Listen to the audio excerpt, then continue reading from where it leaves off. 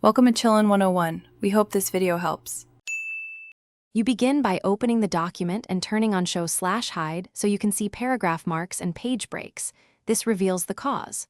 Once done, switch to Print Layout and look at the blank page borders to identify whether it's an empty paragraph, manual page break, or section break. Make sure to save a copy first because you will remove content. You'll act on visible markers now. Select paragraph symbols, page break lines, or empty paragraphs, so the next steps remove the actual element causing the blank page. Now you remove the element you identified. If it's a manual page break, click before it and press delete. That's quick. If you see extra paragraph marks, select them and delete or replace double paragraphs using Find and Replace. Search for 2 paragraph marks and replace with 1 to collapse spacing. If the issue is a section break, be careful. Deleting it can change headers, footers, or margins, so preview those zones. Once done, recheck the page. If the blank page persists, proceed to the last cleanup step.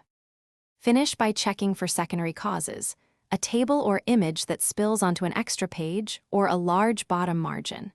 You can shrink the object or reduce margins, use layout margins, or drag table borders so content fits. Once content is resized, delete any remaining paragraph marks.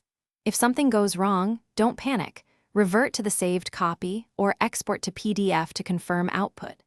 If nothing fixes it, copy the main content into a fresh document to eliminate hidden formatting corruption. Thanks for watching. Consider subscribing if we helped you.